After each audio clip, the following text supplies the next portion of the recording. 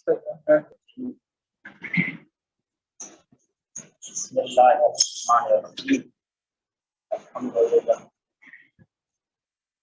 الحمدللہ رب العالمین والصلاة والسلام علی سیدنا و مولانا ابی القاسم محمد وعلی آلہ الطیبین الطاہرین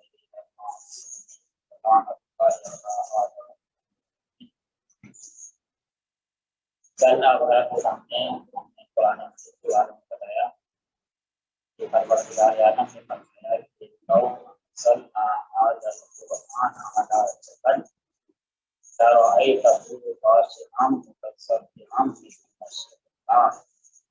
اگر ہم اس قرآن کو پہاڑ پر نازل کرتے تو پہاڑ ریزہ ریزہ ہو جاتا.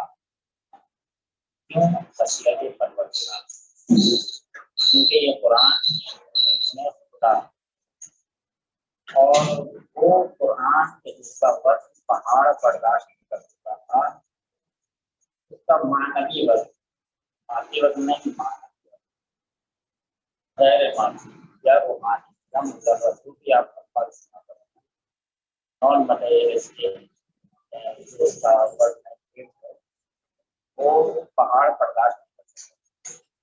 لیکن پروردگار عالم نے فرمایا کہ ہم نے جو قرآن جو ایک نقشہ ہے، وہ قرآن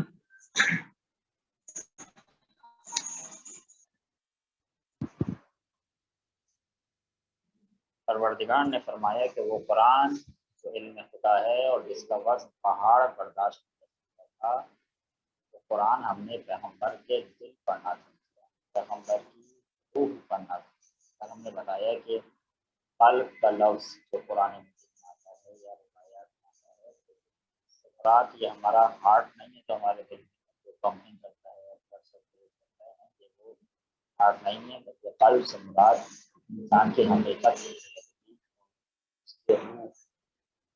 پروردگار نے فرمایا کہ ہم نے یہ علم خدا، یہ قرآن پیغمبر کی قلب اور پیغمبر کی حقیقت کرنا ہے. پروردگار عالم نے اپنا علم پیغمبر کو دیا، یعنی پروردگار عالم نے اپنا علم پیغمبر کو دیا ہے. پیغمبر پروردگار عالم کی طرف سے عالم ہے اور پھر یہ علم منتقل ہوا ہے اہل بیت علیہ السلام کے پاس. اب اگر کوئی یہ چاہتا ہے کہ اس علم خدا میں سے، اس قرآن میں سے کچھ علم لے لے، تو اس کے پاس صرف ایک ہی آپشن ہے، اور وہ آپشن یہ ہے کہ وہ اپنے آپ کو اہل بیت سے قریب کرے، وہ اپنے آپ کو پیغمبر سے قریب کرے تاکہ وہ خدا سے قریب. کیونکہ اہل بیت اور پیغمبر علیہ السلام سے قریب ہوئے بغیر انسان خدا سے قریب نہیں ہو سکتا. جب انسان ان سے قریب ہو جائے گا تو خدا سے قریب ہو جائے گا. جب خدا سے قریب ہو جائے گا اور اس کی روح طاقتور ہو جائے گی، اس کے روح میں وہ ظرفیت ایجاد ہو جائے گی، تو پروردگار عالم بھی اس کو علم دے گا اور پھر کچھ حد تک وہ پروردگار عالم کا علم دے سکتا ہے. ایک صحابی وہ زیادہ پڑھے لکھے ہوئے نہیں، نابینا بھی تھے، لیکن ان کا کمال یہ تھا کہ جب ان کے سامنے قرآن مجید لا کر رکھا جاتا تو وہ سمجھ جاتے کہ یہ قرآن مجید کی آیت ہے، اور وہ قرآن مجید کی آیت پر ہاتھ رکھ کے بتاتے کہ یہ قرآن مجید. بہت لوگ حیران ہوئے کہ یہ تو زیادہ پڑھے بھی نہیں ہیں اور یہ تو نابینا بھی ہیں، انہیں کیسے معلوم ہوتا ہے کہ یہ قرآن ہے. ان کے سامنے بہت امتحانات لیے گئے. عربی سے جو مکس ہوئی ہوئی قرآن کی آیات ہیں وہ سامنے لا کے رکھتے. مثلا جس طرح سے ہمارے اردو لکھی جاتی ہے، درمیان میں قرآن کی آیت آ جاتی ہے، اسی طرح سے عربی ہوتی ہے، عربی کے درمیان میں قرآن کی آیت ہے. اب ان سے کہتے تھے بتائیں اس میں سے کون سی قرآن کی آیت ہے.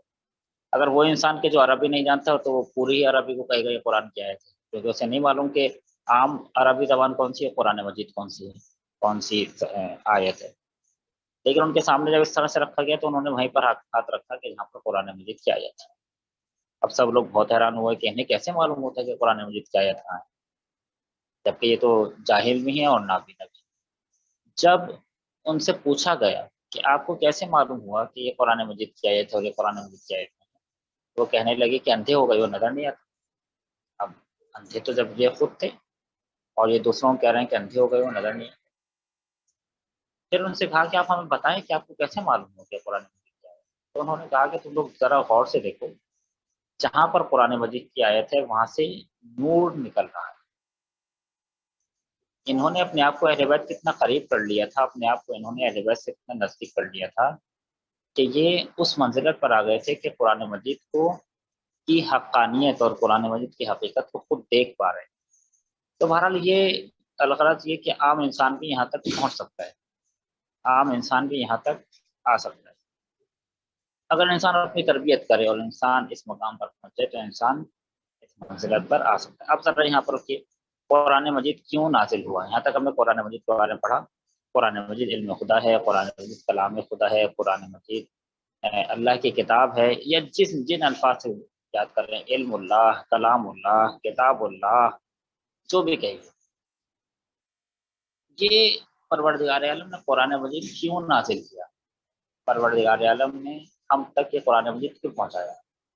ہم گناہ گاروں تک پروردگار عالم نے قرآن مجید اپنا علم، جو خدا کا علم تھا، پروردگار عالم نے ہمارے سطح کے مطابق ہم تک اپنا علم پہنچا دیا۔ اب جو جتنا آگے بڑھتا رہے گا وہ اس قرآن سے علم خدا کو لیتا رہے گا۔ لیکن خدا نے قرآن مجید نازل کیوں کیا؟ بسم اللہ الرحمن الرحیم، انا انزلناہ فی لیلۃ القدر، ہم نے قرآن مجید کو نازل کیا ہے، یعنی قرآن مجید اترا ہے، اس کی حقیقت کہیں اور تھی، پروردگار اعظم نے اس حقیقت سے اتار کر نیچے بھیجا ہے، اس حقیقت سے نازل کر کے نیچے بھیجا، نیچے یعنی ہمارے عالم میں، ہمارے دنیا میں بھیجا کیوں پروردگار اعظم؟ سر ہم نے ایک آیت پڑھی تھی، اس آیت کے بارے میں زیادہ بات نہیں کر سکے تھے، اب دوبارہ اس آیت پر بسم اللہ الرحمن الرحیم، الف لام میم، ذالک الکتاب لا ریب فیہ ھدی للمتقین۔ الف لام میم بے نام خدا رحمان الرحیم، الف لام میم یہ وہ کتاب ہے کہ جس میں کوئی شک نہیں ہے، کوئی ریب نہیں، کوئی شک و شبہ نہیں ہے۔ جو بات کریے قرآن مجید حقیقت ہے، تم نہیں سمجھ پا رہے وہ الگ ہے۔ قرآن مجید نے جو کہا ہے سب ریئلٹی ہے، ذرا برابر کوئی تکلف نہیں ہے، جس طرح سے ہمارے تکلف ہو جاتا ہے کہ مثلا سامنے والے کو اگر اللہ نے کہا تو برا مان جائے گی، تو قرآن مجید نے ایسا کسی سے کوئی تکلف نہیں ہے، نہ کوئی کہیں پر خداوند عالم شرمایا ہے، نہ پروردگار عالم نے کوئی تکلف کیا ہے، کچھ نہیں۔ ان اللہ لا یستحی، پروردگار عالم کو یہ مثالیں دیتے ہوئے شرم نہیں آتی۔ پروردگار کبھی مکڑے کی مثال دے دیتا ہے، پروردگار کبھی مثلا مچھر کی مثال دے دیتا ہے، تو پروردگار ان چیزوں سے شرماتا نہیں ہے۔ پروردگار قرآن مجید میں شرمایا بھی نہیں ہے، اور پروردگار نے قرآن مجید میں تکلف بھی نہیں کیا ہے۔ پروردگار نے بالکل صاف اور جو کہنا تھا پروردگار نے کہہ دیا ہے، کیونکہ وہ سے کس سے شرم کرنے کی ضرورت ہے؟ ہم شرم کرتے ہیں دوسروں سے، پروردگار کیوں شرمائے؟ کیا ضرورت ہے اس کو شرمانے کی؟ ساری مخلوقات اس کی ہیں، ہم وہ مچھر جیسے ہم مچھر سمجھ رہے ہیں، معمولی سے مخلوق سمجھ رہے ہیں، خدا جانتا ہے کہ مخلوق کیا ہے، ٹھیک ہے؟ تو پروردگار عالم نے شرمایا نہیں ہے کسی بھی طرح کی کوئی مثال دے یا پروردگار عالم نے کوئی تکلف نہیں کیا۔ پروردگار نے جو کہا ہے سب حقیقت ہے، اور بغیر کسی تکلف کے پروردگار عالم نے اپنا علم ہم تک پہنچا دیا ہے۔ بے نام خدا رحمان الرحیم، یہ وہ کتاب ہے کہ اس میں کوئی شک و شبہ کی گنجائش نہیں ہے۔ اب یہ ہمارا جو موضوع تھا ہم یہاں پر آ رہے ہیں، ھدی للمتقین، پروردگار نے کہا کہ یہ متقین کے لیے ہدایت ہے۔ اس کا معنی یہ ہے کہ قرآن مجید ہدایت کے لیے آیا ہے، کس کی؟ متقین کی، یعنی پہلے کوئی اپنے آپ کو تیار کرے، پھر قرآن مجید اس کی ہدایت کرے۔ اب یہاں پر تھوڑا سا رک جائیے، آپ مجھے بتائیں کیا قرآن مجید صرف متقین کے لیے ہدایت ہے؟ جبکہ پروردگار عالم تو چیلنج کیا ہے، کافروں کو بھی چیلنج کیا، کیا وہ قرآن مجید پڑھو اور قرآن مجید جیسی کوئی دوسری آیت آگے دکھاؤ۔ کیا تھی وہ آیت کہ اگر تمہیں شک ہے کہ قرآن مجید کسی اور کی طرف سے نازل ہوا ہے تو جاؤ اس جیسا کوئی ایک سورہ لے آؤ۔ کس سے کہہ رہا ہے قرآن مجید؟ یہ کافروں سے کہہ رہے ہیں۔ لو کنتم فی ریب مما نزلنا علی فأتوا علی ما فأتوا بسورۃ مثلہ، اس طرح کی آیت ہے، آپ دیکھ لیجیے گا، ممکن ہے غلط پڑھو، کہ اگر تمہیں اس بات پر شک ہے کہ قرآن مجید کسی اور کی طرف سے آیا ہے تو جاؤ تم جیسا کوئی سورہ لے آؤ۔ یہ کس سے کہہ رہے ہو؟ قرآن مجید کافروں سے کہہ رہے ہو۔ یا مثلا اس جیسی 10 آیتیں لے آؤ، کس سے کہہ رہے ہیں؟ قرآن مجید کافروں سے کہہ رہے ہیں۔ یا اگر تمہیں شک ہے اور تم کہتے ہو کہ کسی اور کی طرف سے آیا ہے، جاؤ ایک آیت لے آؤ، ایک آیت بھی نہیں رہ سکتی۔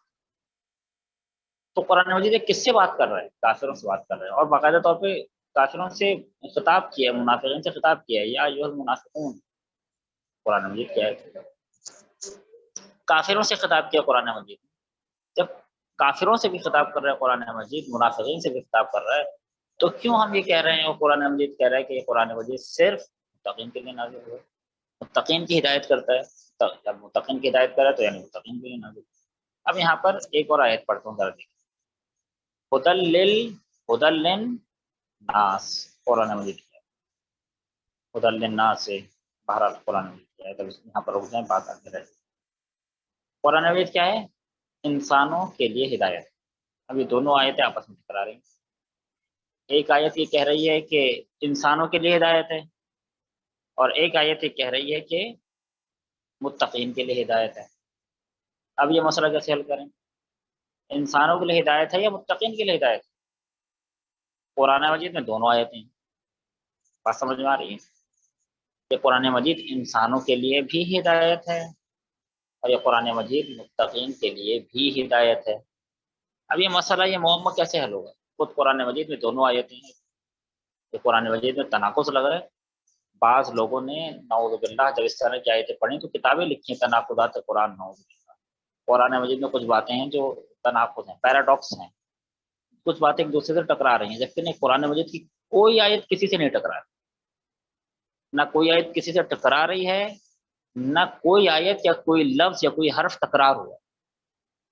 اس بات کو اگر موقع ملا تو بیان کریں گے، قرآن مجید میں کوئی لفظ بھی تکرار نہیں ہوا، کوئی لفظ تکرار نہیں ہے، حتیٰ کوئی حرف بھی تکرار نہیں ہے۔ لفظ اور حرف میں فرق ہے، ہا میم لام یہ سب حرف ہیں، لیکن ذالک یہ ایک لفظ ہے، چند حرفوں سے مل کر ایک لفظ بنتا ہے۔ قرآن مجید میں نہ کوئی لفظ تکرار ہوا ہے، نہ کوئی حرف تکرار ہوا ہے۔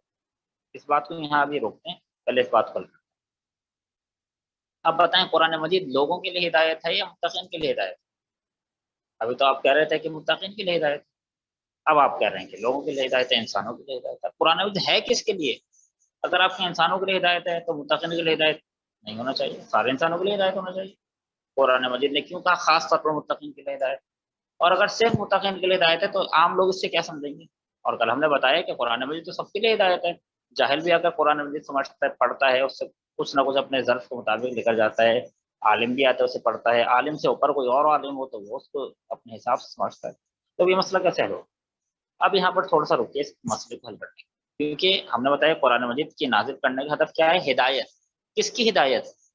مسلمانوں کی ہدایت، مومنین کی ہدایت، انسانوں کی ہدایت، یا متقین کی ہدایت؟ قرآن مجید میں دونوں آیتیں آئی ہیں، متقین کے لیے بھی ہدایت ہے اور سب کے لیے ہدایت ہے، انسانوں کی ہدایت۔ اب یہ دونوں مسئلے حل کیسے ہیں؟ ہدایت، ہدایت کی دو قسمیں ہیں، کیونکہ یہ کلاس ہو رہی ہے لہٰذا یہاں پر یہ باتیں بیان کی جا سکتی ہیں اور آپ لوگ سمجھ سکتے ہیں اس بات کو، کیونکہ یونیورسٹی لیول کے آپ اسٹوڈنٹس ہیں۔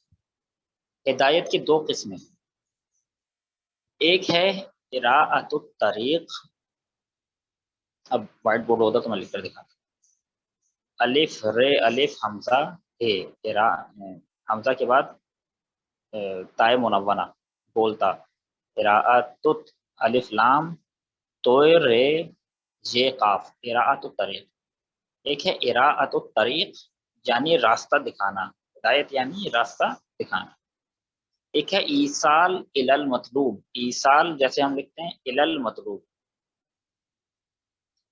ایک ہے راستہ دکھانا، ہدایت یعنی راستہ دکھانا، ایک ہے منزل تک پہنچانا، مطلوب تک پہنچانا، مقصد تک پہنچانا۔ اب ان دونوں ہدایتوں میں فرق ہے کیا؟ ایک مرتبہ آپ سے کسی نے پوچھا کہ بھائی یہ بتائیں کہ مثال کے طور پہ نیو رضویہ کہاں ہے، آپ نے اشارہ کیا وہاں ہے، صحیح۔ ایک مرتبہ کسی نے پوچھا بھائی نیو رضویہ کہاں ہے، تو آپ نے کہا آئیے میں آپ کو خود لے کر چلوں، آپ نے اس کا ہاتھ پکڑا اور لے جا کر نیو رضویہ کے دروازے پہ چھوڑ دیا، صحیح ہے۔ آپ نے دونوں مرتبہ راستہ دکھایا ہے، ایک مرتبہ اشارے سے راستہ دکھایا ہے لیکن آپ خود نہیں گئے، آپ نے کہا آپ خود چلے جائیں میں نے آپ کو راستہ دکھا دیا۔ ایک مرتبہ آپ نے ہاتھ پکڑ کر اسے منزل مقصود تک پہنچایا ہے، ان دونوں میں فرق ہے، کیا فرق ہے؟ آپ اگر کسی کو نہ جانتے ہو اور ایک ان نون بندہ، ان نون شخص جس کو آپ نہیں جانتے وہ آپ سے راستہ پوچھے تو آپ اس کو صرف اشارے سے سمجھاتے ہیں، آپ اس کو لے کر نہیں جاتے، ٹھیک ہے۔ آپ مثلا آپ گاڑی ڈرائیو کرتے ہوئے کہیں جا رہے تھے، آپ اسے لے کر نہیں جائیں گے، آپ کہیں گے بھائی وہ اس طرح سے آپ چلے جائیں یونیورسٹی آ جائے، لیکن ایک مرتبہ اگر کوئی آپ کو جاننے والا مل جائے، مثال کے طور پر اگر آپ کا کوئی بھائی ہو اور وہ پوچھے کہ بھائی یہ نیو رضویہ کہاں ہے، تو آپ کہیں گے آئیے میں خود آپ کو چھوڑ دوں، دونوں فرق ہے۔ یعنی جسے آپ نہیں جانتے اس کو آپ صرف راستہ دکھاتے ہیں، پہنچاتے نہیں ہیں۔ جسے آپ جانتے ہیں اس کو صرف آپ راستہ دکھاتے نہیں ہیں بلکہ پہنچاتے ہیں۔ قرآن مجید بھی یہاں پر یہی کہہ رہا ہے کہ قرآن مجید عام انسانوں کے لیے بھی ہدایت ہے اور قرآن مجید متقین کے لیے بھی ہدایت ہے۔ کیا مطلب؟ عام انسان کے جو قرآن سے مانوس نہیں ہیں، جو قرآن کی تعلیمات پر عمل نہیں کرتے، جو خدا کو نہیں مانتے، جو پیغمبر کو نہیں مانتے، جو اہل بیت کو نہیں مانتے، عام انسان جب قرآن سے کچھ لینے آئے گا تو قرآن اس کی بھی ہدایت کرے گا کہ دیکھو اللہ ہے کہ جاؤ اللہ کی بات مانو، اللہ کے احکام پر عمل کرو، اللہ کے رسولوں پر ایمان لاؤ، اللہ کے اولیاء پر ایمان لاؤ۔ عام انسان بھی اگر قرآن سے پوچھے تو قرآن اس سے بھی بات کرے گا اور اس کو بھی راستہ دکھائے گا، لیکن چونکہ وہ قرآن سے مانوس نہیں ہے، جس طرح سے آپ کا بھائی آپ سے مانوس تھا اور آپ اسے راستہ پہنچا کر آتے تھے، کیونکہ عام انسان مانوس نہیں تھا قرآن سے، تو قرآن مجید اس کو صرف راستہ دکھاتا ہے، پہنچاتا نہیں ہے۔ لیکن متقی جو قرآن مجید سے مانوس ہے، جو قرآن مجید پڑھتا ہے، قرآن مجید کی تعلیمات پر عمل کرنے کی کوشش کرتا ہے، قرآن مجید اس سے مانوس ہے، وہ قرآن مجید سے مانوس ہے۔ اب جب متقی قرآن سے آ کر کچھ سیکھے گا تو قرآن مجید اس کو صرف راستہ دکھائے گا نہیں، بلکہ اس کو ہاتھ پکڑ کر منزل مقصود تک پہنچائے گا۔ کیوں؟ اس لیے کہ یہ اپنا تھا۔ قرآن مجید بھی شعور رکھتا ہے، ایسا تھوڑی کہ قرآن مجید ایک بے جان کتاب نہیں۔ قرآن مجید بے جان کتاب نہیں ہے، میں بار بار کہہ رہا ہوں، قرآن مجید علم خدا ہے، اور علم خدا بے جان نہیں ہوتا۔ قرآن مجید ایک بے جان کتاب نہیں ہے جیسے میں سمجھ رہا ہوں کہ یہ دو دستیاں ہیں، بس ایک جو ہے نا ہم نے بائنڈ کر دیا قرآن مجید کو اور بس کچھ صفحات ہم نے جوڑ دیا، نہیں، یہ ہمارے دیکھنے میں ہے۔ قرآن مجید بالکل بھی بے جان چیز نہیں ہے، قرآن مجید ایک جاندار ہے، شعور رکھتا ہے قرآن مجید۔ قرآن مجید کو معلوم ہے کہ قرآن مجید سے جو سیکھنے آ رہا ہے وہ کون ہے، اور قرآن مجید سے اس سے اسی کے لیول کے مطابق بات کرتا ہے۔ اگر کافر آئے گا تو کافر کے مطابق بات کرے گا کہ جاؤ فلاں فلاں جگہ چلے جاؤ، تمہارا مقصد مل جائے گا۔ مومن آئے گا تو مومن کو قرآن مجید پھر پہنچا کر آئے گا۔ لہٰذا اگر میں قرآن مجید سے مانوس نہیں ہوں، یعنی قرآن مجید پڑھتا نہیں ہوں، قرآن مجید سے مانوس نہیں ہوں، اگر میں قرآن مجید سے کچھ سیکھوں گا تو قرآن مجید مجھے عام سے ہدایت کرے گا، اس طرح سے سب کی ہدایت کرتا ہے۔ لیکن اگر میں قرآن سے مانوس ہو جاؤں اور قرآن مجھ سے مانوس ہو جائے، کیونکہ اگر میں قرآن سے مانوس ہو جاؤں تو قرآن پلٹ کر مجھ سے مانوس ہو جائے گا۔ اگر میں قرآن سے مانوس ہو جاؤں، قرآن مجھ سے مانوس ہو جائے، میں قرآن کا دوست بن جاؤں، آپ لوگ اس چیز کو زیادہ محسوس کریں گے۔ اگر میں قرآن کا دوست بن جاؤں اور قرآن میرا دوست بن جائے، ٹھیک ہے، کیونکہ اگر میں قرآن کا دوست بنوں گا تو قرآن چھوڑتا نہیں ہے، قرآن بھی میرا دوست بن جاتا ہے۔ اگر میں قرآن کا دوست بن جاؤں تو قرآن میرا دوست بن جائے تو قرآن مجھ سے دوستوں والا برتاؤ کرے گا، اور پھر جس طرح سے ایک دوست دوسرے دوست کا خیال رکھتا ہے، اس کو تنہائی محسوس نہیں ہونے دیتا، اس سے باتیں کرتا ہے، اس سے تنہائی کو دور کرتا ہے، قرآن مجید بھی ہمارے ساتھ ایسے ہی کرے گا۔ اگر میں قرآن کا دوست بن جاؤں تو قرآن میرا دوست بن جائے گا، میری تنہائی کو دور کرے گا، مجھ سے باتیں کرے گا۔ اس طرح سے اہل بیت کی روایات ہیں کہ اگر میرے پاس کوئی نہ ہو صرف قرآن مجید تو مجھے کوئی تنہائی محسوس نہیں ہوتی۔ کیوں؟ اس لیے کہ اہل بیت نے قرآن سے دوستی کر لی۔ تو عام انسان بھی اگر قرآن مجید سے دوستی کر لے تو قرآن مجید اس کو تنہا نہیں رہنے دے گا، اس کو احساس تنہائی نہیں ہونے دے گا۔ لہٰذا اگر میں اس منزل پر آنا چاہتا ہوں تو مجھے محنت کرنی ہوگی کہ قرآن مجید خود میرا ہاتھ پکڑ کر مجھے منزل مقصود تک پہنچا دے۔ یہاں تک کا کنکلوژن یہ ہے، خلاصہ یہ ہے، اور بات یہاں تک پہنچی ہے کہ قرآن مجید جو ہمارا ٹاپک تھا کہ قرآن مجید کیوں نازل ہوا ہے، اہداف نزول قرآن مجید کیا ہیں، کیوں قرآن مجید خدا نے نازل کیا ہے، اس کا ایک جواب یہ ہے قرآن مجید نازل ہوا ہے، یہ علم خدا نازل ہوا ہے، یہ کلام خدا نازل ہوا ہے، یہ کتاب خدا نازل ہوئی ہے تاکہ ہدایت کی جائے۔ کس کی ہدایت کی جائے؟ متقین کی بھی ہدایت کی جائے اور انسانوں کی بھی ہدایت کی جائے۔ لیکن دونوں ہدایتوں میں فرق ہے، ایک ہدایت ہدایت خاص ہے اور ایک ہدایت ہدایت عام ہے۔ قرآن مجید عام لوگوں کی، عام انسانوں کی ہدایت کرے گا، وہ ہدایت عام ہے، عام طور پہ ہدایت کرے گا، جس طرح سے ہم عام طور پہ لوگوں کو راستہ دکھاتے ہیں۔ لیکن اگر کوئی خاص اور قرآن مجید سے مانوس شخص قرآن مجید کے پاس جائے گا تو قرآن مجید پھر اس کے مطابق بات کرے گا اور اس کی ہدایت کرے گا۔ اب یہاں پر بات کرتے ہیں، ابھی میں نے آپ کے سامنے عرض کیا تھا کہ قرآن مجید میں کچھ بھی تکرار نہیں ہے، ٹھیک ہے۔ بسم اللہ الرحمن الرحیم قرآن مجید کی آیت ہے یا نہیں؟ قرآن مجید کی آیت ہم نے اور علیہ سنت میں فرق ہے، بس بسم اللہ جو پہلی مطلب بسم اللہ ہے وہ قرآن کی آیت ہے، اس کے بعد قرآن۔ ہم کہتے ہیں نہیں، ہر سورہ سے پہلے جو بسم اللہ ہے قرآن مجید کی آیت ہے۔ بسم اللہ کتنی مرتبہ ہے قرآن مجید؟ بسم اللہ کتنی مرتبہ ہے؟ اپنے آپ کو جواب دیں۔ 100، آپ کہیں گے سورہ توبہ میں بسم اللہ نہیں ہے تو کتنی بنی؟ 113 ہونا چاہیے۔ 114 सूरह हैं कुरान में, जबकि बिस्मिल्लाह कितनी मरतबा है? 114 मरतबा। वजह ये है कि एक सूरह में ज़ाहिरन वो सूरह नम्ल है, सूरह नम्ल में बिस्मिल्लाह 2 मरतबा तकरार हुई। नम्ल कहते हैं चींटी को, कुरान में बोलते हैं चींटी की भी मिसाल। बहरहाल सूरह नम्ल में बिस्मिल्लाह 2 मरतबा तकरार हुई, तो कुल बिस्मिल्लाह कितनी हुई? 114 मरतबा। अगर 114 मरतबा कुरान मजीद में बिस्मिल्लाह आया है तो 114 मरतबा बिस्मिल्लाह का माना अलग है। अब ये कैसे मसला हल होगा, इसको भी समझाते हैं। कभी अय्य आला ए रब्बिकुमा तुकज़्ज़िबान, ये कौन सी आयत है? आप कहेंगे सूरह रहमान की आयत है। कितनी मरतबा आई है? तकरीबन 27 से 30 मरतबा। आप जाकर देखिएगा कुछ कितनी तादाद है जो आई। जितनी मरतबा भी ये लफ्ज़ आया, ये जुमला आया है कभी अय्य आला ए रब्बिकुमा तुकज़्ज़िबान, ये जुमला उतनी ही मरतबा तकरार नहीं हुआ बल्कि नया माना दे रहा है। इन्नल्लाह अला कुल्लि शैइन कदीर कितनी मरतबा आया है, लेकिन हर मरतबा एक नया माना दे रहा है। इन्नल्लाह अलीम, अल्लाह आलिम है, अलीम बिज़ाति सुदूर, या दूसरी तरह से जो आया कुरान में, अल्लाह आलिम है, अल्लाह इल्म रखता है। तो जितनी मरतबा ये जुमला आया, ये रिपीटेड जुमला नहीं है। सही, अगर आपके रिपीटेड सेंटेंस है नहीं, जितनी मरतबा बिस्मिल्लाह आया है वो रिपीट नहीं किया परवरदिगार आलम, रिपीटेड सेंटेंस नहीं है। ऐसा नहीं है कि मसलन 6666 आयतें करनी थी और मसलन 114 आयतें कम पढ़ रही थी, खुदा ने कहा चलो हर सूरत से पहले बिस्मिल्लाह लगा दो, 114 की जो कमी पूरी हो रही थी पूरी हो जाएगी। खुदा ने कमी को पूरा नहीं किया, बल्कि हर मरतबा बिस्मिल्लाह के नया माना दे रहे। हर मरतबा फबी अय्य आलाए रब्बिकुमा तुकज़्ज़िबान एक नया माना दे रहे। हर मरतबा इन्नल्लाह अला कुल्लि शैइन कदीर एक नया माना दे रहे। इसी को कहते हैं मोजेज़ा। कुरान मोजेज़ा है, कुरान अपने माना बदलता है, वक्त और हालात के हिसाब से माना बदल रहा है। अभी एक चीज का माना कुछ और होगा, एक आयत का माना कुछ और होगा, थोड़ी देर बाद उसी आयत का माना कुछ और होगा मेरे लिए। और जितने इंसान हैं सबको छोड़ दें, हर इंसान के लिए माने मुमकिन है कुछ और है, मेरे लिए माना कुछ है कुछ और है, आपके लिए माना कुछ और, उसके लिए माना कुछ और, उसके माना कुछ और। एक ही आयत है और हर आयत, ये आयत हर शख्स से उसके हिसाब से बात कर रही है, उसके हालात के हिसाब से बात कर रही है। मेरे हालात कुछ है और कुछ और हैं, तो खुदावंद जारम जो कह रहा है अल्लाह पे तवक्कुल करो, फल यतवक्कलिल मुतवक्किलून या मुमिनून, तवक्कुल करने वाले खुदा पे तवक्कुल करते हैं। वो तवक्कुल जो मैं समझ रहा हूँ अपने हिसाब से कुछ और समझ रहा हूँ, वो तवक्कुल जो आप समझ रहे हैं अपने हिसाब से कुछ और समझ रहे हैं, वो तवक्कुल जो वो समझ रहे हैं अपने हिसाब से कुछ और समझ रहे हैं। एक ही आयत है मगर एक आयत मुख्तलिफ लोगों से मुख्तलिफ तरह से बात कर रही है। बात सही है, क्लियर है। हत्ता अगर आप कुरान मजीद मिसाल के तौर पर आपने 30 पारे पढ़ लिए, कुरान मजीद माह रमजान में तमाम कर लिया, पहली शव्वाल से आपने दोबारा शुरू किया, तो आप पहली शव्वाल से दोबारा शुरू कर रहे हैं तो कुरान रिपीट नहीं कर रहा है, बल्कि नए अंदाज में कुरान शुरू कर रहे हैं जो नया माना। तो कुरान में रिपीटेशन नहीं है। हत्ता यहाँ तक के आयतुल्लाह जवाद आमली फरमाते हैं कि मोमिन के 2 सजदे भी रिपीट नहीं। ये अजीब चीज है, आप इन चीजों को तवज्जो करें। मोमिन के 2 सजदे भी रिपीट नहीं। अगर एक मोमिन नमाज पढ़ रहा है, पहला सजदा कर रहा है वो कुछ और है, जब दूसरा सजदा कर रहा है उसकी हालत कुछ और है, तो सजदे भी जिस मोमिन की रिपीट ना हो तो कुरान मजीद कैसे रिपीट हो?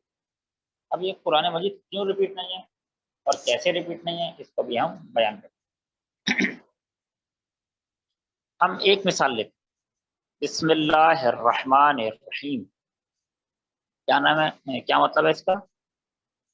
हम कहते हैं शुरू करता हूँ मैं अल्लाह के नाम से जो रहमान भी है और रहीम भी।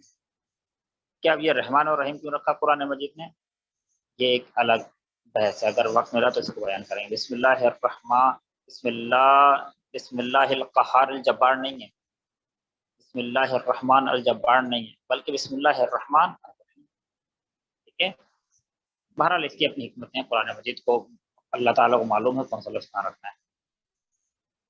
तो ये बिस्मिल्लाह है, आप इसका माना क्या करते हैं? शुरू अल्लाह के नाम से जो रहमान भी है रहीम भी है। रहमान रहीम का माना भी छोड़ रहे हैं, दोनों में क्या फर्क? हम मौका मिला तो बाद में बयान करें। शुरू अल्लाह के नाम से, जबकि नहीं, इसका सही तर्जमा ये नहीं है।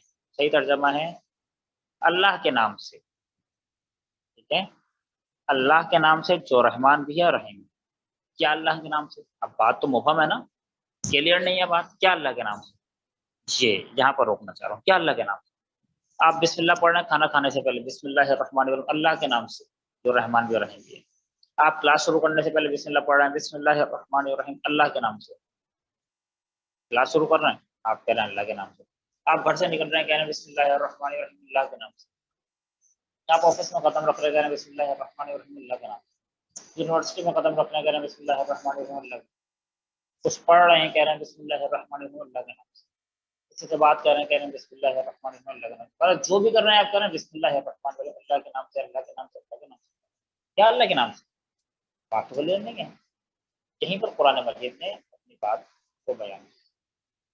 جب میں کہہ رہا ہوں بسم اللہ الرحمن الرحیم کھانا کھاتے وقت، تو یہاں پر مانا کچھ اور ہے، جب میں کہہ رہا ہوں بسم اللہ الرحمن الرحیم کلاس شروع کرنے سے پہلے، تو وہاں پر مانا کچھ اور ہے، جب میں کہہ رہا ہوں بسم اللہ الرحمن الرحیم کچھ پڑھنے سے پہلے، تو وہاں پر مانا کچھ اور ہے، جب میں کہہ رہا ہوں بسم اللہ الرحمن الرحیم یونیورسٹی میں جانے سے پہلے، تو اس کا مانا کچھ اور ہے، کیا مانا ہے؟ اللہ کے نام، مثال کے طور پر کھانا کھانے سے پہلے کہہ رہا ہوں بسم اللہ الرحمن الرحیم اللہ کے نام سے، تو یعنی میں کھانا شروع کر رہا ہوں اللہ کے نام سے، نیا مانا یاد ہو گیا۔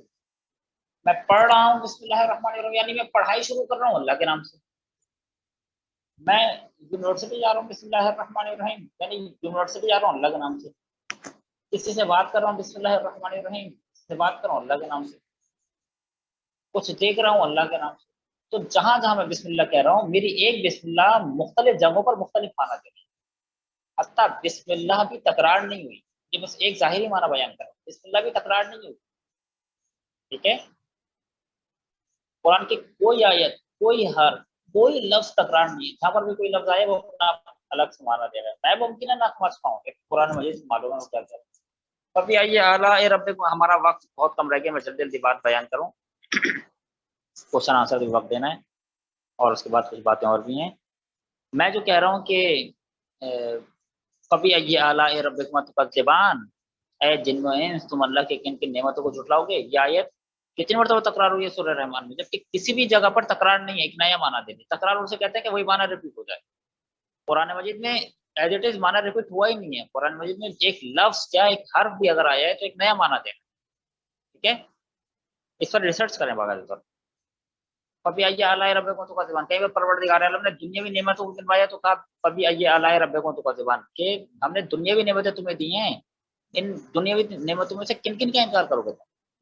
اگر اخروی اور آخرت کی نعمتیں گنوائی تو اس کے بعد کہا کبھی آئیے اعلیٰ رب کو کا زبان، تمہیں اخروی نعمتوں میں سے کن کن چیزوں کا انکار کرو گے؟ وہاں پر مانا کچھ اور ہے، یہاں پر مانا کچھ اور ہے۔ ان اللہ علی کل شیء قدیر، جب کسی کی مثال کے طور پہ اگر کسی کا مثال کے طور پہ فرعون کا قصہ خدا نے بیان کیا اور اس کے بعد اگر یہ آیت بیان کرے تو اس کا ہوگا دیکھو ہم نے فرعون کو غرق کر دیا، تمہیں معلوم بھی نہیں تھا کہ ہم فرعون کو کیسے نابود کریں گے، دیکھ لیا خدا کی طاقتور، وہاں دیکھو وہاں بھی خدا طاقتور ہے، یہاں پر بھی خدا کی قدرت ہے، دونوں جگہوں پر اپنا لگ رہا ہے۔ تو قرآن مجید کی کوئی بھی آیت تکرار نہیں ہے، قرآن مجید کی ہر آیت ہدایت ہے، اور ہر معنی، ہر آیت نیا معنی دے رہی ہے، ہر آیت ایک نیا پیغام دے رہی ہے۔ ہمارے پاس صرف 5 منٹ رہ گئے، کوئی کوشچن ہو تو کیجیے، ورنہ پھر ہم میں کلاس شروع ہوئے کتنی دیر ہو گئی؟ ہماری کلاس باقاعدہ پہلے سے کنیکٹ ہو گئی؟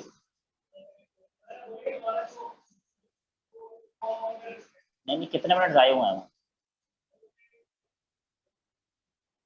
اچھا 30 منٹ ہو گئے،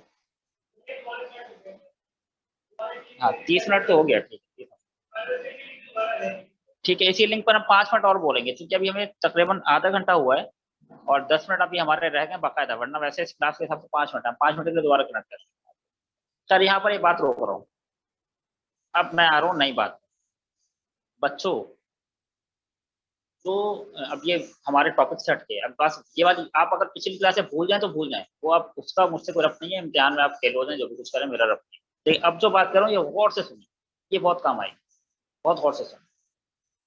جس ایج میں آپ لوگ ہیں ایک گولڈن ایج ہے، یاد رہے، بہت یاد رہے، اس ایج میں اگر آپ کامیاب ہو گئے اور پاکیزگی کے ساتھ یہ والا حصہ گزار لیں، یقین مانے کوئی بھی آپ کے عمر کا اگلا حصہ خراب نہیں کر سکتا، یہ یقین مانے، اگر یہ حصہ آپ نے پاک و پاکیزگی سے گزار لیا اور صاف ستھرا گزار لیا تو کوئی بھی آپ کی عمر کا اگلا حصہ خراب کر ہی نہیں سکتا، اور اگر یہ والا حصہ خراب ہو تو بس پھر آگے کوئی گارنٹی نہیں، ممکن ہے کہ اچھے لوگ مل جائیں، ممکن ہے اچھے لوگ، صحیح ہے؟ جو لوگ کامیاب ہیں، کامیاب لوگوں کی زندگی اٹھا کے دیکھیں، ان کا یہ والا زندگی کا حصہ بہت صاف ستھرا، یا بہت ہی شاذ اور نادر کچھ لوگ ہیں کہ جنہوں نے بعد میں توبہ کی، ورنہ توبہ کرنے کا موقع ٹائم کس کے پاس ہے آج کل توبہ کرنے کا؟ ہمارے شب قدر میں بھی بکا یا اللہ بکا یا اللہ بکا یا اللہ کر کے ختم ہو جاتا ہے۔ کون توبہ کر رہا ہے؟ کس کے پاس ٹائم ہے؟ تو پرانے زمانے سے جب سوچ ہم سنا کرتے تھے لوگوں نے توبہ کی، وہ سب لوگ ایسے تھوڑی توبہ کرتے، وہ بھی 100 میں سے وہ ایک یا دو انسان جنہوں نے توبہ کی۔ تو ابھی جو آپ کے پاس ایج ہے، اور اگر ابھی خدا نہ کرے کچھ ہو بھی گیا ہے آپ سے، کوئی غلطی ہو بھی گئی ہے، تو ابھی آپ واپس آسانی سے پلٹ سکتے ہیں۔ آگے جا کر واپس پلٹنا چاہیں گے، پلٹنا ممکن ہے، خدا عالم نے دروازہ بند نہیں کیا، موت سے پہلے والے دروازے کھلیں لیکن مشکل ہو جائے گا۔ چھوٹی سی مثال ہے کہ اگر آپ کہیں جا رہے ہیں اور ابھی آپ زیادہ دور نہیں نکلے، یو ٹرن آیا، آپ یو ٹرن لے لے، دوسری جگہ پہنچے، 5 منٹ آپ نے گھر پہنچیں گے۔ آپ کو کچھ یاد آیا کہ کوئی چیز گھر پہ رہ گئی ہے، آپ زیادہ دور نہیں گئے تھے، یو ٹرن لیا، آپ گھر آ کے 5 منٹ گھر پہنچ گئے۔ لیکن اگر آپ بہت دور نکل گئے 1 گھنٹہ آگے، تو اب آپ واپس آئیں گے 1 گھنٹہ، تو آپ کہیں گے چھوڑو رہنے تو میں بعد میں لے لوں گا، بھی رہنے دے۔ تو جب 1 گھنٹے کا فاصلہ ہوتا ہے تو آپ جو ہے پلٹنے کی سوچتے بھی نہیں ہے، ٹھیک ہے، آپ کہتے ہیں رہنے دو، جو ہو گیا وہ ہو گیا۔ اگر آپ جلدی توبہ کریں تو آپ جلدی سے پلٹ جائیں، توبہ یعنی پلٹنا۔ اگر آپ ابھی آپ کتنے سال ہوئے ہوں گے بالغ ہوئے؟ آپ کو 3 4 سال، 5 سال، 6 سال، بہت زیادہ 7 سال، اگر کوئی ہو 15 سال میں انسان بالغ ہوتے، تو بالغ ہونے کے بعد ابھی آپ کو زیادہ ٹائم نہیں گزرا، آپ ابھی توبہ کرنا چاہیں تو بہت آسانی سے توبہ ہو سکتی ہے، بہت آسانی سے۔ لیکن اگر آپ 10 سال بعد توبہ کرنا چاہیں تو توبہ کرنے کے لیے آپ کو پلٹنا تھوڑا مشکل ہو جائے گا، ناممکن نہیں ہے لیکن تھوڑا سا مشکل ضرور ہو، کیونکہ بھائی ابھی آپ نے مثال کے طور پر کیا کیا ہوگا، بہت زیادہ آپ نے کیا ہوگا، کسی کے 10 روپے کھا لیے ہوں گے، کسی کے 500 روپے کھا لیے ہوں گے۔ تو ابھی 500 روپے دینا آسان ہے، میں مثال پیسوں کی دے رہا ہوں، آپ اپنی اپنی چیزیں اپنی زندگی میں یاد کریں کیا کیا غلط ہے۔ میں مثال آپ کو پیسوں کی دے رہا ہوں کہ اگر آپ نے کسی کی اجازت کے بغیر اس کے 500 روپے یوز کر لیے، تو ابھی آپ کو 500 روپے دینا بہت آسان ہے۔ لیکن اگر آپ کی عادت پڑ گئی 500 روپے آج، 500 روپے 1 ہفتے بعد، 500 روپے 1 ہفتے بعد، 10 سال بعد اگر آپ توبہ کرنا چاہیں تو ایک تو آپ کو یہی یاد نہیں رہے گا میں نے کس کس سے پیسے کھائے ہیں، اور پھر آپ کو اتنی بڑی اماؤنٹ کس طرح سے آپ اتاریں، تو اپنی جگہ مسئلہ حل رہے، مسئلہ بنا رہے گا۔ تو جلدی توبہ کرنا آسان ہے، دیر سے توبہ کرنا مشکل ہے۔ ابھی اس کے علاوہ ابھی جو آپ کے پاس ارادہ ہے وہ شاید میرے پاس نہ ہو، کیونکہ میری عمر زیادہ ہو گئی ہے، آپ کی عمر کم ہے۔ جتنا مضبوط ارادہ آپ کا ہوگا میرا نہیں ہے۔ اگر آپ نے آج ارادہ کر لیا کہ میں نے یہ کام چھوڑ دینا ہے اور آج سے میں نے اللہ کے لیے زندگی گزارنی ہے، اہل بیت کے لیے زندگی گزارنی ہے، تو آپ کے ارادہ اتنا مضبوط ہے کہ آپ اس پر کر دیں گے، اپنے ارادے پر عمل کر لیں گے۔ لیکن نہیں، میں سوچوں گا کہ اب تو مثلا میرے ساتھ یہ مسئلہ ہے، یہ مسئلہ ہے، یہ مسئلہ ہے، ایک تو ارادہ کمزور ہو گیا، دوسرے دنیا میں اتنا میں مصروف ہو چکا ہوں کہ میں کیا کروں، کچھ نہیں کر سکتا۔ لیکن آپ کر سکتے ہیں۔ ایک تو کہ ابھی آپ دنیا میں مصروف نہیں، ابھی آپ کی ذمہ داریاں کم ہیں، دنیا میں مصروف ہوئے نہیں، جب دنیا میں مصروف ہونا شروع ہو جائیں گے تو ظاہر ہے مشکل، ذمہ داریاں کم ہیں، دنیا میں مصروف نہیں ہوئے، زیادہ دنیا دیکھی نہیں ہے، ابھی اتنے خطرناک لوگ دیکھے نہیں، ابھی زیادہ تر آپ پریکٹیکل لائف پہ آئے نہیں، تو ابھی آپ کے لیے توبہ کرنا آسان ہے۔ یاد رکھیے گا، پریکٹیکل لائف میں آنے کے بعد ایسا نہیں ہے کہ آپ ایک بٹن دبائیں گے اور آپ اللہ والے بن گے، ایسا نہیں ہوگا۔ اگر کوئی یہ سمجھ رہا ہے کہ بھائی میں ابھی تو جو کچھ کر رہا ہوں زندگی گزار رہا ہوں مزے میں، لاؤ والی زندگی گزار رہا ہوں، 25 سال کا ہوں گا، 26 سال کا ہوں گا، پریکٹیکل لائف میں آؤں گا، میری تعلیم ختم ہو جائے گی، یونیورسٹی میں پلٹنا چاہتے ہیں تو ابھی پلٹنا بہت آسان ہے۔ بات کیا چل رہی تھی، بہرحال اب ذہن سے نکل گئی۔ مثال کے طور پر اگر آپ یونیورسٹی جا رہے ہیں، ہاں بات مجھے یاد آئی، بات یہ چل رہی تھی کہ ایسا نہیں ہے کہ اگر آپ پریکٹیکل لائف میں آئیں گے تو ایک بٹن دبائیں گے اور آپ پھر مومن ہو جائیں گے، متقی ہو جائیں گے، سارے گناہ جھڑ جائیں گے آپ کے، نہیں ایسا کچھ نہیں ہوگا۔ ابھی سے اگر آپ نے اپنے آپ کو آمادہ نہیں کیا، چھوٹے گراؤنڈ پر اگر آپ نے اپنے آپ کو آمادہ نہیں کیا، تو بڑے بڑے گراؤنڈ پر آپ کامیاب نہیں ہو سکتے، معجزہ نہیں ہوگا، معجزے سے زندگی نہیں گزرے۔ آپ یونیورسٹی جا رہے ہیں، ابھی یہاں کسی کے ساتھ، وہاں کسی کے ساتھ، وہاں کسی کے ساتھ، یہاں کسی کے ساتھ ٹائم پاس کر لیا، وہاں وہ وہاں وہ، آپ لوگ ایسے نہیں ہیں، لیکن ممکن آپ کے دوست ایسے ہیں، ان کو سمجھانا پڑے گا۔ آپ سمجھ رہے ہیں کہ ابھی تو میں ٹائم پاس کر رہا ہوں یہاں پر کسی کے ساتھ، میں انشاءاللہ توبہ کر لوں گا۔ ایک تو توبہ کس نے دیکھی ہے زندگی، دوسرا یہ کہ اگر یہ عادت لگ جائے گی تو ایسا نہیں ہے کہ جب پریکٹیکل لائف میں آئیں گے 25 سال کے بعد ایک بٹن دبائیں گے اور آپ کہیں گے بس میں تو سے اب زیادہ مومن کچھ نہیں ہے، تقویٰ میرے اندر جو ہے نا چارج ہو چکا ہے اور ایسے ایمان کا نور میرا تو منور ہو گیا، نہیں ایسا کچھ نہیں ہوگا۔ ہم نے زندگیاں برباد ہوتے دیکھی ہیں ان لوگوں کی جنہوں نے اپنے آپ کو سنبھالا نہیں۔ جس نے، ابھی میں نے ایک جملہ کہا تھا اس پہ دوبارہ غور کیجیے گا، جس نے چھوٹے گراؤنڈ پہ اپنے آپ کو تیار نہیں کیا وہ بڑے گراؤنڈ پہ کامیاب ہو ہی نہیں سکتا۔ آپ مجھے بتائیں آپ کی جو نیشنل ٹیم ہے، کیا ان کو ڈائریکٹ کوئی کیا بڑی پچ دے دی گئی تھی، نیشنل پچ دے دی گئی تھی ان کو؟ آپ کہیں گے جی نہیں، پہلے وہ چھوٹی چھوٹی پچیں، پہلے وہ گلیوں میں کھیلتے تھے، پھر محلے کے گراؤنڈس میں کھیلتے تھے، پہلے گلی میں کھیلنے کی عادت ڈالے، پہلے گھر میں اپنے والدین کے ساتھ کھیلتے تھے، ٹھیک ہے، پھر گلی میں نکلے، پھر گلی میں تھوڑی ٹریننگ لی، اس کے بعد پھر گراؤنڈ میں آئے، پھر دوستوں میں ذرا بڑے دوستوں کے ساتھ کھیلے، ہوتے ہوتے ہوتے اس قابل ہوگا کہ آج وہ انٹر قومی ٹیم میں آپ کے کھیل رہے ہیں. تو آپ کے ساتھ بھی ایسا ہی ہے کہ ایسا نہیں ہے کہ آپ ایک بڑی پچ پر آ جائیں گے اور آپ ایک دم سے ایک کھلاڑی بن جائیں گے، بہت بڑے کسی بھی چیز سے کھلاڑی، ٹھیک ہے، آپ ایکسپرٹ ہو جائیں گے، بس پھر آپ کے جو ہے نا ایک دم سے سب کچھ ختم ہو جائے گا اور آپ کی نئی زندگی مل جائے گی. ایسا کچھ نہیں ہے. جس نے آج محنت نہیں کی اس کا کل کبھی بھی اچھا نہیں ہو سکتا، یاد رکھیں. ممکن ہے کہ آپ دنیا میں بھی ممکن ہے کامیاب ہو جائے، تو کہ دنیا میں بھی کامیابی بغیر ایمان کے ممکن نہیں. ممکن آپ ڈاکٹر بن جائیں انسان نہ بن پائیں، کیا فائدہ ہے اسے ڈاکٹر. ممکن آپ انجینئر بن جائیں انسان نہ بن پائیں، جہنم میں جائے ایسے انجینئر، ٹھیک ہے. آپ نے دیکھا ہے نا کبھی بعض مرتبہ ڈاکٹر کے پاس جاتے ہیں، ڈاکٹر صحیح سے بات بھی نہیں کرتا، اس کا مطلب یہ کہ ڈاکٹر تو بن گیا بیچارہ لیکن خود اپنا علاج نہیں کر پایا. کیا فائدہ سے ڈاکٹر کا. انجینئر تو بن گیا، بہت بڑا انجینئر ہے، لیکن اس کو یہ نہیں، جو خود اپنی انجینئرنگ نہیں کر سکا وہ دوسروں کی انجینئرنگ کیا کرے. آپ کے اندر بھی تو ایک انجینئرنگ ہے نا، آپ کے اندر بھی خدا نے سسٹم رکھا ہے. تو خدا تعالیٰ نے ساری نشانیاں رکھی ہیں. اگر آپ نے آج اپنے آپ کو تیار نہیں کیا، یقین مانیے کل کچھ نہیں ہوا. آج کوشش کریں اپنے آپ کو. یہ تو ایک دانش کا ایک چھوٹا سا موقع ہے آپ کے پاس، کتنے 25 26 27 28 دن میں یہ ساری کلاس آپ کی ختم ہوگی، کچھ بھی نہیں ہوگا. پھر آپ ہیں، آپ کا خدا ہے. اور اب تو آج الا ماشاء اللہ گناہ گھر میں گناہ، پہلے تو گھر سے باہر گناہ ہوتے ہیں، تب تو گھر کے اندر بھی گناہ ہوتے ہیں. پہلے گھر کے اگر 7 افراد ہیں، 7 میں سے ایک دو لوگ گناہ کرتے ہیں، سب کے سب مل کر گناہ کر رہے ہو. کیسے، یعنی عجیب ہے، زندگی جہنم بن گئی ہے. گھر سے باہر جائیں تو آسانی سے گناہ کر سکتے ہیں، گھر کے اندر آئیں تو آسانی سے گناہ کر سکتے ہیں. اب اپنے آپ کو بچانا اتنا آسان نہیں ہے، لیکن ہاں جو بچانا چاہے وہ بچا سکتا ہے. آج بھی لوگ متقی آج بھی پائے جاتے ہیں، مومنین آج بھی پائے جاتے ہیں. ایسا تھوڑی کہ پرانے زمانے میں متقی پائے جاتے تھے، آج کوئی بھی متقی نہیں ہے. کیونکہ میں اپنے آپ کو گناہ سے نہیں بچا پا رہا تو بس اب کوئی بھی اپنے آپ کو گناہ سے نہیں بچا سکتا. نہیں، ایسا نہیں ہے، گناہ سے بچانے والے اپنے آپ کو بچا سکتے ہیں. اور مرد وہی ہیں کہ جو سخت ترین حالات میں اپنے آپ کو بچا سکتے ہیں. اگر پر آگ لگی ہو اور ایک شخص صحیح سمے باہر آ جائے تو آپ کہیں گے واہ بھائی یہ کیا ٹریننگ لی ہے اس نے. چلتی ہوئی آگ بھڑکی ہوئی ہے اور یہ آگ سے نکل کے آگے سے کچھ بھی نہیں ہو، کہیں سے جلا بھی نہیں ہے.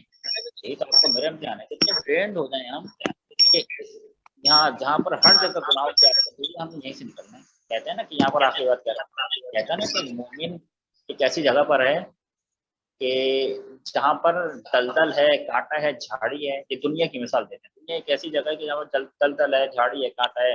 کہیں پر گناہ کا دلدل ہے، کہیں پر نفاق کی جھاڑی ہے، کہیں پر کفر کا کانٹا ہے، کچھ بھی آپ کہہ لیں. اور مومن کو خدا تعالیٰ نے حکم دیا ہے کہ اس دنیا سے ایسے گزرنا ہے کہ دلدل میں پاؤں نہ جائے، کہیں پر کانٹا نہیں چبھنا چاہیے، کہیں پر جھاڑی نہیں لگنی چاہیے، کپڑے نہیں پھٹنے چاہیے. اب مومن کو ایسے نکلنا ہے، اب نکلنا ہے مومن کو. ہاں جو کوشش کرے گا وہ چلا جائے اور کامیاب وہی ہے. پروردگار عالم نے تقریباً 11 بس بتائی ہیں. بسم اللہ الرحمن الرحیم. والشمس وضحاها والقمر اذا تلاها والنهار اذا جلاها والليل اذا يغشاها والسماء وبناها والنصف وما سواها الى آخر. اس کے بعد فرمایا 11 قسمیں کھانے کے بعد سورج کے چاند کی نفس کی کس کس قسم کھانے کے بعد کہا قد افلح من زکاها. کامیاب صرف وہی ہے جو جس نے اپنی آپ کو پاک کیا ہے، جس نے اپنا تزکیہ نفس کیا. تو لہذا آج موقع ہے، آج وقت ہے، آج موقع ہے، کل وقت بھی نہیں ہوگا. یقین مانے گا اگر آج آپ نے اپنے اندر کرنٹ ایجاد نہیں کیا. آج ہم لوگ دیکھتے ہیں کہ جوانوں میں کرنٹ نہیں ہے. اگر آج اپنے اندر آپ نے کرنٹ ایجاد نہیں کیا، ایمان کا کرنٹ، تقوی کا کرنٹ، تو یقین مانیے آپ فیوز ہو جائیں گے. میں اپنی بات کر رہا ہوں. اگر میں نے آج یہ سب نہیں کیا تو میں 3 سے 4 سال میں فیوز ہو جاؤں گا. پھر آپ کچھ بھی کر لیں کچھ نہیں ہو سکتا. ابھی وقت ہے. ہاں ممکن ہے کسی میں کچھ جو ہے نا بجلی واقعی ہے، کچھ برق کچھ کرنٹ واقعی ہے، تو اس کو ممکن ہے ہلکا سا شارٹ سرکٹ دیں اور اس کی جو ہے نا آگ بھڑک اس کے اندر. یہ ہو سکتا ہے. لیکن ممکن ہے کچھ افراد ایسے کہ اتنا گناہ کریں کہ ان کے اندر کا کرنٹ ہی ختم ہوگی. اب ان کو کہیں سے بھی شارٹ سرکٹ دیں، آپ کو ان کو اہل کی روایات سنائیں، آپ ان کے سامنے قرآن کی آیت پڑھیں، ان کو کوئی اثر نہیں ہونے والا. جس طرح سے ایک بار فیوز ہو گیا آپ اس کو کہیں بھی لگا دیں، کسی بھی ہولڈر میں لگا دیں، کہیں بھی لگا دیں، جنگل میں بڑے بڑے ہائی وولٹس کے تار جاتے ہیں وہاں بھی لگا دیں، وہاں بھی نہیں چلے گا. کیوں؟ فیوز ہے یہ. اس کو کرنٹ نہیں ملے گا. کرنٹ دے بھی دیں تو یہ کرنٹ سے کچھ لے ہی نہیں سکتا. یہ فیوز ہو چکا ہے. مسئلہ کرنٹ کا نہیں ہے. کرنٹ تو آپ چاہیں تو دیتے ہیں، لیکن اگر کوئی فیوز نہیں ہوا ہے، ہاں اگر کچھ غلطی ہو گئی تو اس کو ظاہر ہے اس کو صحیح کیا جا سکتا ہے. بہرحال ان باتوں پر سوچیے گا. آپ کی زندگی، میری زندگی، میں اپنی زندگی گزار رہا ہوں، اپنی زندگی گزار رہے ہیں. لیکن کیا ہی اچھی بات ہوگی کہ ہم زندگی اچھی گزاریں. خوب پڑھیے، خوب پڑھیے اور خوب پڑھیے. پڑھائی میں آپ سے اچھا کوئی نہیں ہونا چاہیے، اور ایمان اور عمل کے میدان میں بھی آپ سے اچھا کوئی نہیں ہونا چاہیے. मुश्किल ये है कि लोग ये समझते हैं कि दोनों चीजें जमा नहीं हो सकती। नहीं, ये दोनों चीजें जमा हो सकती हैं। अपने हमने अपनी जिंदगी में से लोग देखे हैं जो इल्मी मैदान में भी बहुत आगे हैं और अमली मैदान में भी बहुत आगे हैं। एक मुकम्मल इंसान बनिए, कार्टून नहीं बनिए। आपने देखा ना, कार्टून कभी किसी का कान बड़ा हो गया, कभी किसी का हाथ बड़ा हो गया, क्या वो उसे क्या कहते हैं? कार्टून। कार्टून और क्या होता है? नाक बड़ी कर दी, कान बड़ा कर दिया। अगर आपने अपने इल्म का लेवल बढ़ाया है तो आपका एक हाथ तो बड़ा हो गया, लेकिन आपके अमल का हाथ छोटा रह जाएगा, फिर आप कार्टून रहेंगे, इंसान नहीं बनेंगे। अपने आप को, मैं पहले अपने आप को कह रहा हूँ, मैं अपने आप को मुकम्मल इंसान बनाऊं, ताकि खुदा के फरिश्ते मुझे कार्टून न कहें बल्कि मुकम्मल इंसान कहें। अस्सलामु अलैकुम वरहमतुल्लाहि वबरकातुहू। किसी को कोई सवाल है तो बाबा साहब से कर सकते हैं।